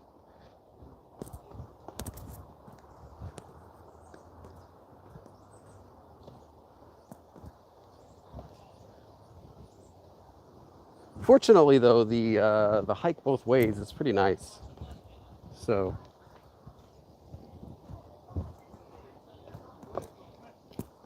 Going down I'm not a big fan of the stairs. I prefer just the regular roads. Stairs are kind of annoying. The other side, though, didn't have many stairs as this. It had like one long stair section, but then the rest of it was all straight up. Okay, we're almost down back to the bottom. I think it's right there. Yeah. I'll be back down to the ground level in just less than a minute. Actually, take that back, 10 seconds. And we are here. Okay, now we're back on the ground level. That wasn't bad. That was a really quick hike, huh? I don't even think that was 10 minutes coming back down. Going up though is longer, and it's a different path to get up, but going back down is just right down. Took me like 45 minutes to go up all the stairs. Yeah, if you have a hard time going upstairs, you're tired, or you have as we said before, if you have a high XP, then you might want to allow more time to get up the stairs, because you don't really want to be out of breath when you get up to the top. The view will take your breath away. And now you can still see it. It's actually right up here. Oops, this side. Yeah, right here. That's where we were.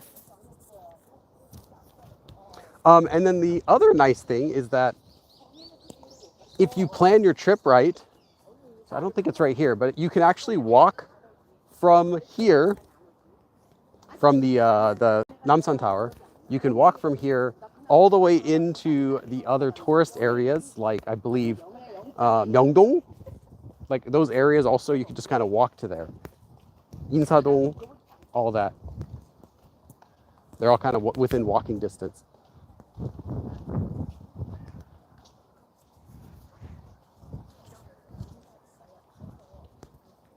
Someone said going up is different than down. Yeah, down's easier though. I think going up is healthier, right? I think I heard that. Like going down isn't really very good for your knees, but that going up is good exercise.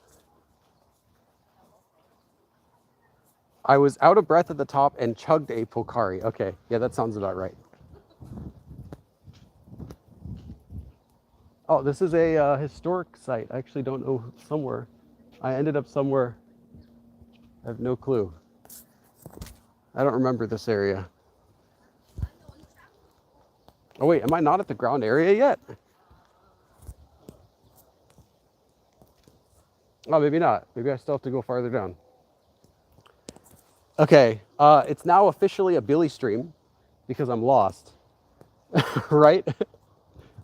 I could just pull out my phone and look at the GPS, but without checking the GPS, I don't know exactly where I am right now. So let me just try going down these steps here. I see some stairs. Oh boy. Yes, there are some stairs. Okay, I guess I wasn't at ground level yet. Now we're gonna go down to the ground level. What is that? Yeah, now it's an official Go Billy stream because we're lost. Where's M&M Twix when we need them?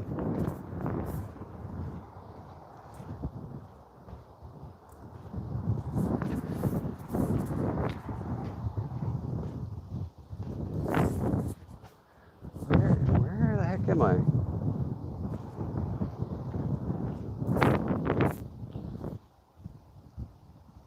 Moonwalker says, have you ever visited Sejong City? Yeah. Check out my series Glass with Billy, and you'll see there are like 4 or 5 videos, or maybe more, and maybe more, like 6 or 7, that I filmed in Sejong with my friend Andy. Billy, I hope you and your loved ones are doing well in these trying times. Do you have an egg to offer me? Hi, Billy. I'm from Germany and will be in Korea in a week. Do you know if it's possible to bring in sausages? No, you cannot bring in sausages. Yeah, no meat products, vegetable products. They don't even let you bring in like beef jerky. I know. The only way to bring in sausages would have to be going through an actual import company that can get the approval and stuff to import that kind of stuff. But if you bring it in your bag and you get caught, they'll throw it away and then you'll have to pay a fine. The exception would be if you get it at the airport, like after you've checked in, then the stuff you can buy at the airport before you go on your flight, that can go on your flight because you're already through the security at that point. You've already thrown out your water bottles and everything. Okay, I have no clue. I literally have never seen this place in my life before. I think I might know where I could be. Like, I think I'm on the end of the road from where I started when I first started walking up to the hill, but I'm not really sure. I'll have to walk around a bit to see if I can find it. Yeah, no idea where we are.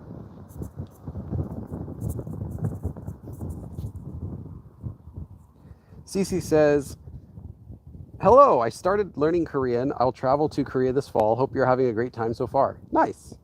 Fall is a wonderful time. If I could pick any time to visit Korea, that's the best time. I always pick fall. And I usually do visit in fall because it's just nice weather, nice and cool. You get the fall colors on the trees.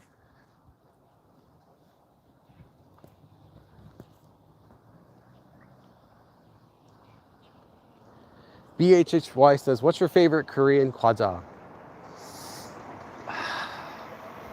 That's difficult. But maybe 새우깡, just like shrimp chips. Those are a pretty solid contender.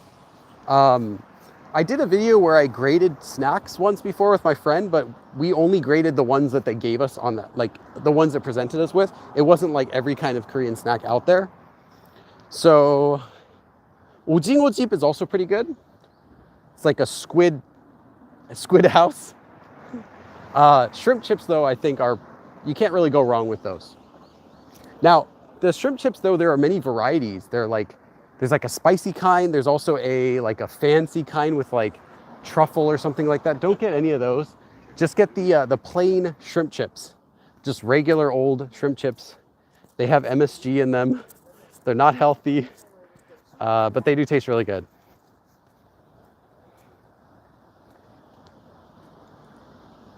BHHY says, I love gobokchip. Yeah, gobokchip is pretty good. The chocolate churro one is okay. Personally, the best gobokchip, sorry, not gobuk, it's not really turtle, it's gobuk. The best gobokchip I've had is the injeolmi flavor, which is just injeolmi. It's like a powder, kind of like I think it's like a mochi powder or something like that. That is so good. The injeolmi flavor is the best flavor. Fight me. It's so good. Yeah, I like that one.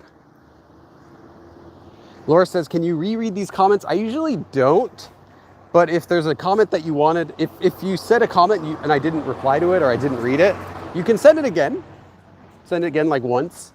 Don't spam it, but you can send it again. I might still read it. Yeah, okay, I think I know where I am now. Okay, good. Yeah, this is the place. This is near where the place was where I started. I'm not there yet, but I think if I go around the corner a bit, I'll get back to the place that I started streaming from. Che says, I'm probably going to do a study abroad semester in Korea from January to May. I know the cold months get super cold, but how is spring? Spring's really nice. April, May, I would say, are like your spring weather. They looking at. Hello. I guess some people know me. I don't know how someone knows me. If you watch the stream later, well, I'll get you in the view. That's you right there walking. I don't know who you are, but hello. Let's see. Spring is really nice except for the misemonji. Yes, that's right. You have to deal with misemonji anytime you go to Korea, but especially in the spring. So if you are someone who's sensitive to air quality, I kind of am. My throat will get a little bit dry when the air is bad. If you're someone who's sensitive to that, then I would say just wear a mask when you go outside for an extended period of time. And I might even recommend getting a small air filter for your apartment. Other than that, though, it's not a big deal. You're not going to like start coughing and getting sick or anything like that. It's not that bad. Yeah, I think I know where I am. So I'm going to show you on the other side. Over there, you can't really see it. Over there, I actually is where I started my journey, I think. That's where I started walking up the hill. Yeah. Hey, M&M Twix, you are here. I said I was lost, so I was looking for you. But now I found where I am. Let's see. Zandria says, I'll get there late August. Is that too soon to catch the fall weather? Yeah, it's still going to be hot in August. Yes.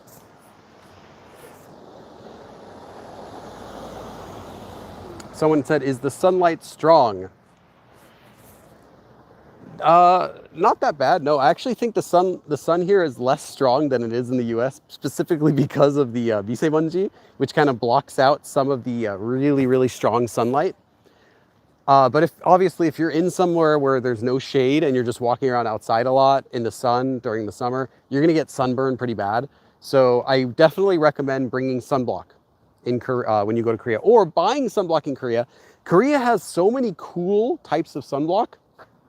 Like in the US, the only kinds of sunblock I see usually are just the regular kind that's like the cream that you put on your arm and it makes your arm look like you just went in the swimming pool. It's a bug on me. In Korea, you'll find all sorts of kinds. They have like a stick kind. I know you could buy this in the US too, but it's more common here. They have a kind that's like a stick, like it looks like a deodorant stick. And you can just wipe it on your arms and your neck and your face, and it's clear. So it doesn't do anything for your skin. I mean, it doesn't like mess up your hair or anything like that. And then there's a spray kind where you just spray it on your arms and spray it on your neck and everything like that. But yeah, definitely wear sunblock or you're gonna get sunburned. Okay, let me see.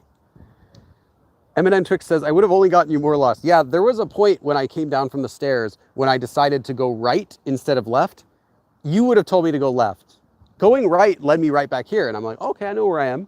Going left, I have no clue where that would have gone. It would have been under a tunnel, a portal to like another dimension or something. Maybe that leads to Japan. Marco says, I'm planning on watching K-dramas for listening practice. How close are they to how actually people speak? Very, very far. I always recommend against using K-dramas for listening practice, specifically for that reason. Not to say that they're fake Korean or anything, but it's not at all how Koreans actually will speak.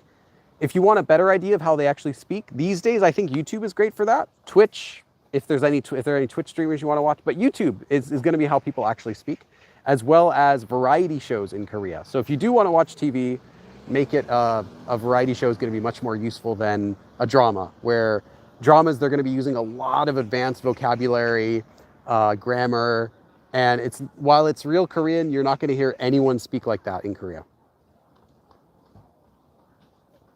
Let's see, Zandria asks, I won't have any money to go anywhere, so I'll wait a few weeks and then go exploring. Journey says, my teacher teaches me Korean, but I don't understand his teaching, so I watch your videos and your videos help me a lot. Thank you, sir. You're welcome. Eminent says, because the left Twix is the best. Yeah, I think I'd have to agree with that. The right's just, something's lacking. There's something missing from the right. That the left is superior. I don't know what everyone else thinks. Raymond says, I just listened to the voices on the culture. Yeah. I know what you're talking about. The radio show. Radio shows are good too. In fact, maybe even better than like YouTube or anything else, because radio shows that the actors will speak extra clearly. Like they're not going to interrupt each other and stuff so much, because they know that you can only listen. You can't see what they're doing.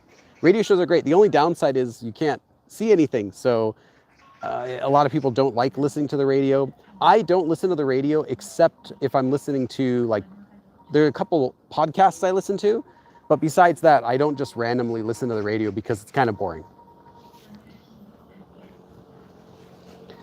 Unknown says, where is that place? It is unknown. I was at the Seoul N Tower, also known as the Namsan Tower, and I hiked up there all the way to the top and hiked back down, and that's where I am right now. Oops, I was like, I could have stepped anywhere, and I chose to step in this like little garden that's like right next to this tree. I'm like, I could have just stepped anywhere, and I'm like, oh, let me just step right here. Yeah, so sorry, tree. Hopefully tree's okay. I think tree's okay. I think it'll be okay.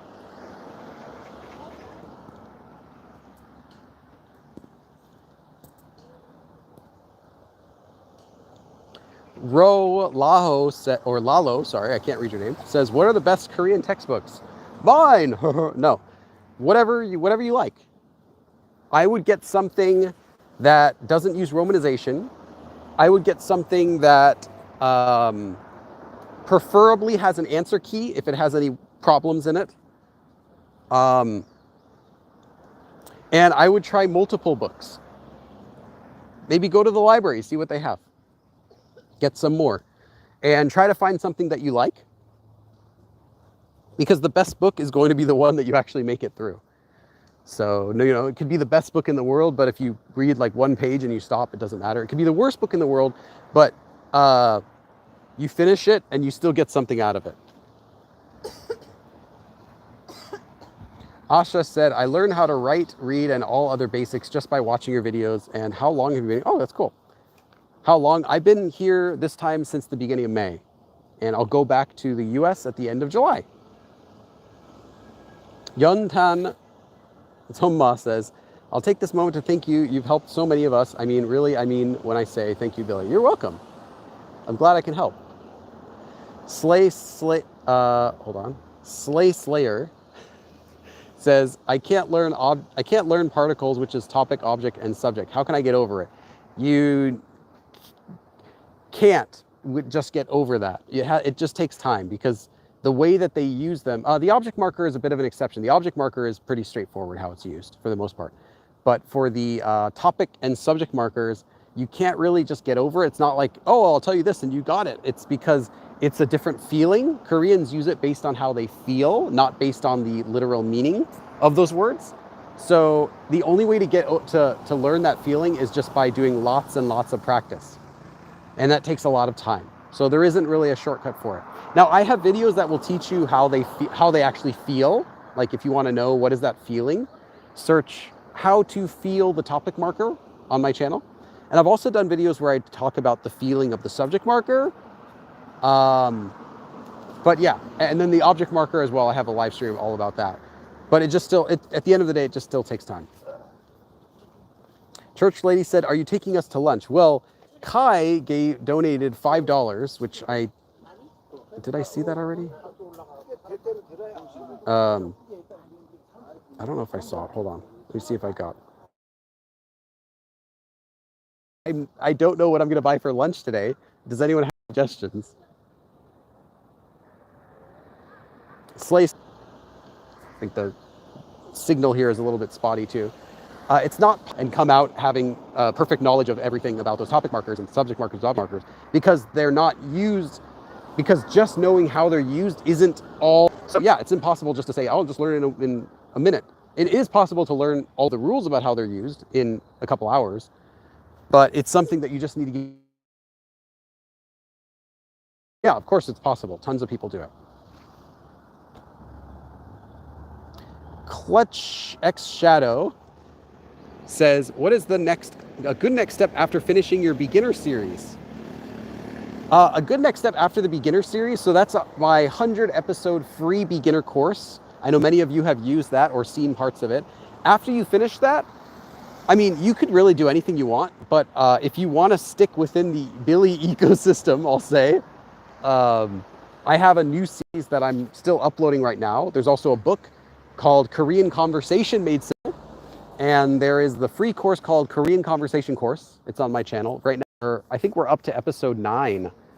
And that is full, completely natural Korean conversations, like real conversations that you will actually hear in Korea. Not like filtered to fit into a textbook or simplified for learners, nothing. They're literally just taken from real conversations that Koreans actually had within situations that you will actually possibly find yourself in.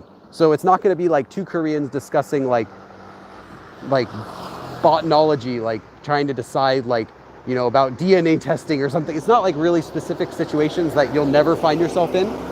But there are things like going to group meetups, meeting up with friends, getting your hair cut, riding taxi, you know, real situations that you as a non-Korean native speaker will find yourself in, but done by native Koreans.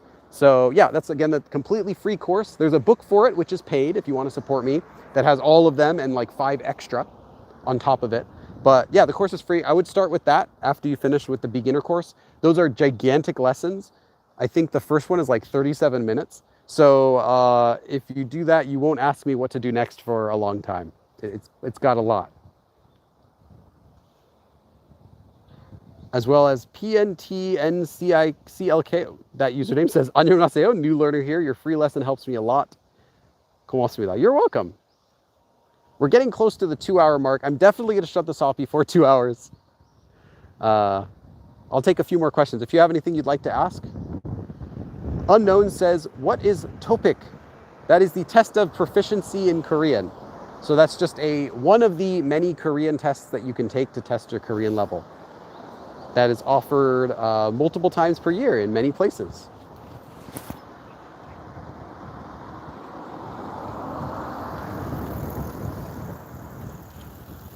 Xandria says, are you all seeing this? Seeing what? Did something show up? Awesome. Thanks, Clutch. Sheila Gem says, I'm only less than 80 of your beginner course, but I'm learning so much and can't wait to complete it. I love how it's short enough to, hold on. I love how it's short enough to grasp one concept at a time. Oh, thank you. Level 8, less than 80. That's awesome. You're really toward the end there. That's the end stretch. Only less than 20 episodes left. Hey, M&M Twix. M&M Twix, thank you so much. We had Kai graciously sent me a $5 earlier to buy a drink. So I'm going to definitely buy a drink after this. I'm getting thirsty. I didn't bring any water today, which was dumb of me, but I didn't expect that I would be stupidly hiking up instead of just taking the bus this time. I just kind of felt like it. Thank you so much, M&M Twix. I'll do you one more. I'll get my lunch today, thanks to you. I'll pay for my lunch with your donation, which might cost about that because the area I'm in Seoul is the touristy area and it's more expensive than other areas. Thank you so much. I'll do 25 half dabs because if I do a dab with this phone, you're gonna see this like 25 times. So I'll do it with this hand. I have no clue what this is. Is this a dab? 15, 20, 25. I don't even know what that is. It's not a dab, it's half of a dab, so it's an ab. Slayer says, how's the weather? It is wonderful, especially today. This past week, it's been perfect. Last week, perfect. The week before that, started getting a little bit hot, but then really quickly, it rained over the weekend, and then it rained again the next weekend, and the weather cooled back down a bit. Unknown says, what place in Korea do you recommend for tourists? I made a video of the 5 places, I think I made it 5, right? 5 or 6, yeah. 5 places I always go whenever I visit Korea. Those places I always recommend. Watch that, it's in the travel series. Hold on, Stella's mom. Thanks for showing us around, have something tasty. Oh, awesome, thank you. I was already gonna get something nice with M&M Twix's donation. Now I'll get something for dinner too. That's so nice of you. Thank you, Stella's mom. You always have got it going on. I'll give you 10 dabs with my 10 half dabs anyway. 2, 3, 4, 5. There's a car parked here looking at me. 6, 7, 8, 9, 10. Okay. Crystal says, just started working through your Korean beginner playlist. How long do you recommend studying each day to be effective? As much as you can is better, but don't feel like you need to be studying for more than like 15, 30 minutes a day. What you want to do instead is practicing for your studying. So listening practice, speaking practice, that should be the bulk of your studying, but you do want to do like maybe 15 minutes actual like sit down, study, maybe another 15 minutes of vocabulary review like that. Normally this is the bus that I would take. Actually, is it? Nah, maybe not this one. Xandria said, I was looping. Oh, that's cool. I wish I could have seen that. Unknown says, thanks, Mr. Billy. That's Mr. Billy to you.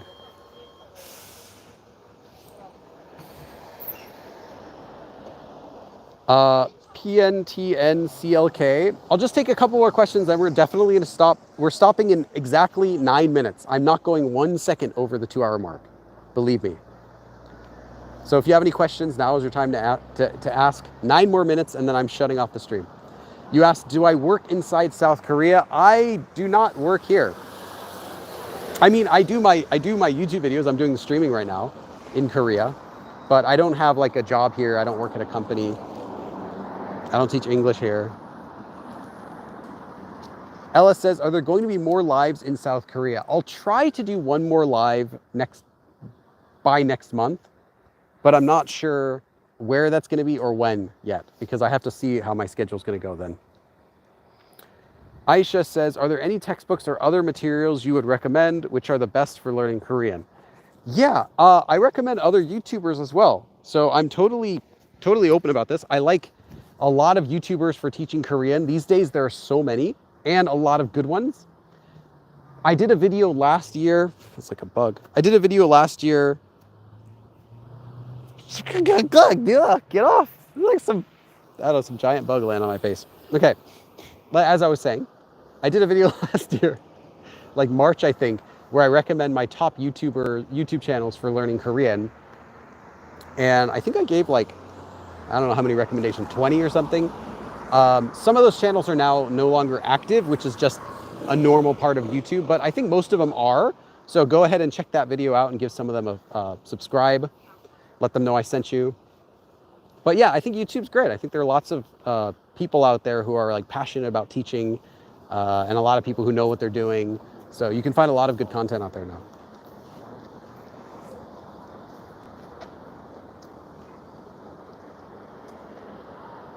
Let's see. Marco says, many people may ask you this, but do you think Duolingo is good for learning Korean? I'm very grateful to have just discovered your channel. I've never used it. And I'm trying to be careful not to say negative things about other Korean learning resources. So I'll just go on to the next next comment. What's the difference between 존중 and 존경? So 존중 is more like you just respect someone, like you respect their private life is a common way that's used. Like I can respect that. Basically like understand, tolerate that sort of respect. And 존경 is more like you actually look up to them. Like they would translate as I respect you, Billy, but what they mean is more like 존경합니다. Like I look up to you, like I totally think of you as like a good example sort of respect. So that's the one you use for people, like if you respect a person. And 존중하다 could just be like I respect your life, or you know, whatever your interests are. I'll respect that, sort of like understand. Julian said, Jeremy should join the live. Jeremy, he's not in Korea right now, but yeah, that would be a good idea. I think he'd probably like that. BHHY says, I love the Motivate Korean podcast. I know he doesn't do it anymore though, but he used to do, I don't know if his the lessons are still up, but yeah, he had a podcast for a while. Is it actually a stupid question to ask, but only people who might knows you can Korean people read very old text? Because the alphabet is being used through like 600 years. No, because the alphabet was not used from 600 years ago. The alphabet existed in what, 1463? I think he made it 1456, I think he announced it. But it's been around for a long time, but it was not used. In fact, it was, people didn't like it. The scholars talked down on it, like it was, you know, inferior, because, you know, the educated people could already write Hanja, but now there's this new writing system that could potentially allow anyone to learn how to write. So they didn't like it. They're like, oh, you know, you don't want to use this. It's an inferior writing system. It's for, you know, it's not good. So they didn't use it. There are some cases of it being used, like there are some poetry that it was sometimes used for. So it was kind of associated with like certain uses, like poets would sometimes write in Hanja, but it wasn't something that you would find regularly. It wasn't how documents were written. And it only started being used widespread in the very early 1900s. So can Koreans read really old Korean stuff? If it's written in Hangul, maybe. But still, the older Hangul was very different than today, modern Hangul, because there are many letters that are no longer used and combinations that aren't used, and the words are different. So even if you know those older words, even if you know those older letters, you also have to learn the older words. So yeah. And then on top of that, to make it worse, a lot of the older Korean was actually Korean, not Chinese, but a lot of the older Korean was actually written using a form of romanization, but it was romanization in the sense of writing Korean with another alphabet, but it was essentially Chinese romanization. They would write Korean the language and the sounds using Chinese characters, either characters that represented the meaning of the Korean word or characters that were close to what the sound was in Korean. Let's see. I've edited my schedule. Johnson still does a few videos a month with his wife, and they're great. Oh, okay. I haven't seen Johnson in a while. I was going to meet up with him actually last year, I think. We just never ended up setting up a date to meet up and hang out again. I did meet him once, though, I think early last year. He's still doing good. Steamship says, stopping by to say hi. I would love to visit South Korea someday. Yeah. Okay, I'm streaming only 3 more minutes. So any last minute questions? And then I guess I'm gonna go eat lunch. I got $35 for donations, which is awesome. I'm gonna get lunch with that. I had $5 from Kai, so I'm gonna get something to drink with it. CJ TV says, what tips do you have on learning more complex Korean sentence structure? I've gotten this question a lot, and the real answer is complex Korean sentences are just short Korean sentences with lots of verb endings and verb connectors. So I would focus on those. Focus on learning not just like 고, 지만, 대 form, but like everything. There are a ton of these. There are a lot of them. I'll focus on learning anything that can be used in the middle of a sentence. So not only ones that can end a sentence, which there are a lot, but focusing on the ones that can be used in a sentence. Because those are the ones that are going to be used to connect to make longer sentences. But they don't have you're not going to be making sentences where like you say the subject at the beginning and then at the end of like a mile-long sentence you say an object and then you say another verb. They don't really do quite like that. It's going to be like shorter sentences. Like you set the topic, what you're talking about, and then you just talk about it and you say and this or but this. However, because of this, as a result of this, like it's just a bunch of connectors like that for the long sentences. Ali says, is 8 grammar structures a week an accurate number to study? The grammar structure is kind of vague. You could be learning duplicates. BHHY. Yeah, that's what I thought. I thought you meant was the SpongeMind podcast, because he used to do it together with Jeremy from the Motivate Korean before he left YouTube. But I remember, SpongeMind, he had his own podcast. So I didn't think he was continuing to do the Motivate Korean podcast. But then I don't know, maybe he took it over. As far as I knew, the Motivate Korean one had ended. Eminem Twix, do you ever go to 노래방? Yes, I do. I go to 노래방 about once a week. And I just went to one, the last time I went to a 노래방, also, it was last week, last Wednesday, I think. So it hasn't even been a week. I went to a 노래방. And then the week before that as well, I went to a 노래방 when I was in Daegu.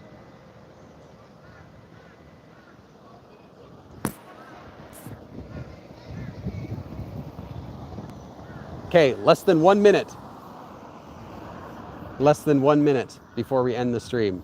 Z asks the most profound question I've ever gotten in my entire life since I first started learning Korean or teaching Korean or anything. They ask me, do you like South Korea? Yes, I do. Thank you everyone for coming. We will we'll stop the stream here. I just want to say special thanks to everyone who showed up. Extra special thanks to all of those who are supporting this channel. And I'll try to do another live stream. Hold on, there's someone smoking and I can totally smell it. It's like really strong. I'll try to do another live stream sometime within a month. Not sure when. And I will see you again next time. 그럼? You know what I'm going to say. 그럼 다음에 또 봐. I can still smell that smoke. It's like 100 feet away. Okay, see you.